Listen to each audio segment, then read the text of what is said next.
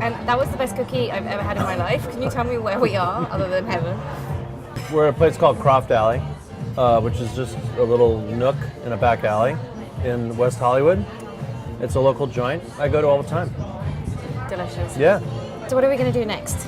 I think maybe we'll go to the Schindler House, which is also part of the Mack Center. Sounds brilliant. Let's do it.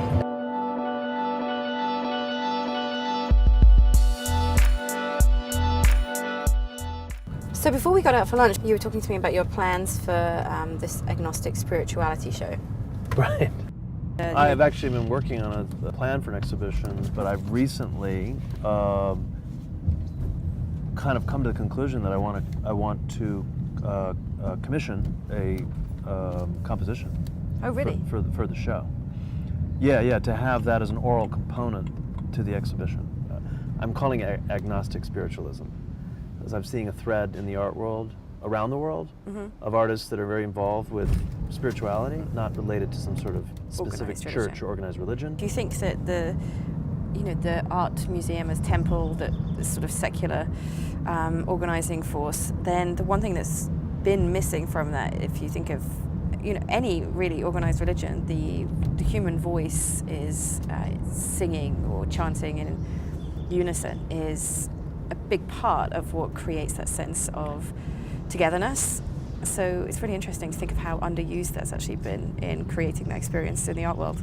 Fully. It's kind of fascinating, huh? We've been speaking to a lot of dealers who say that they're not getting so much traffic in the gallery. How do you keep exhibition making at the kind of forefront of what you're doing?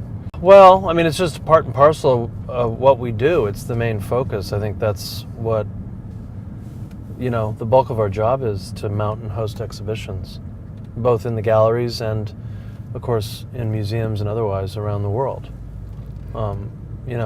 That's the meat of the matter. Do you get people coming to the gallery? Absolutely, more and more and more. Is there a difference between New York and LA?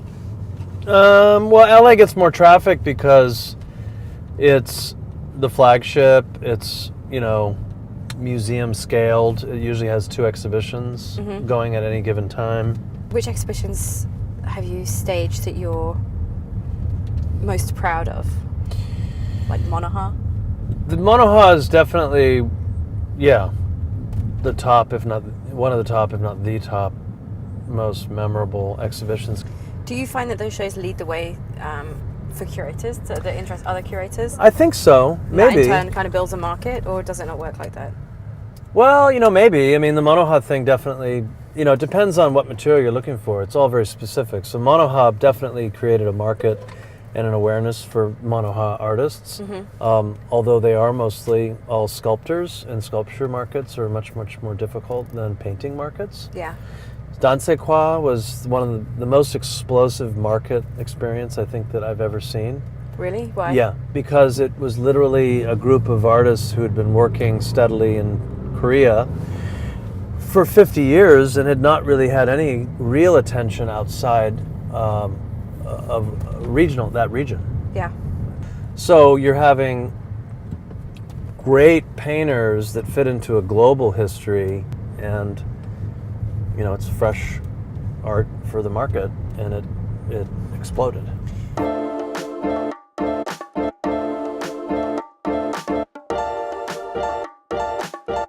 We're in the heart of West Hollywood, on Kings Road. We're heading to the Schindler House, which is sort of a very important, almost birthing ground for all the best that California architecture has brought.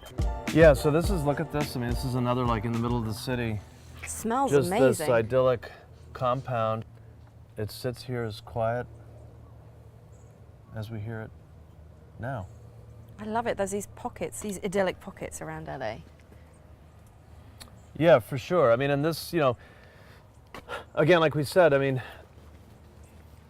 this is one of many, many, many examples of LA at its best, like a unique approach to art, architecture, engagement in the city. So when was this house built? 1921-22. Oh, really? Rudolf Schindler, Austrian emigre to LA. And he, along with Frank Lloyd Wright, sort of simultaneously kicked off the great Los Angeles architectural renaissance, which continues to this day. But this is a really important, pivotal site, which has blessedly been kept, maintained, restored, and is now operated by the Max Center, which keeps it alive by hosting exhibitions of contemporary art.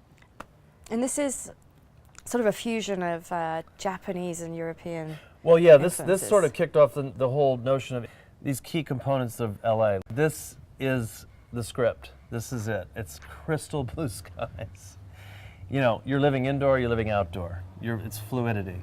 Schindler was also very inspired by Japanese architecture, so he brought in a hybrid of, you know, European modernism, Japanese aesthetics, and married it in the California landscape. Yeah.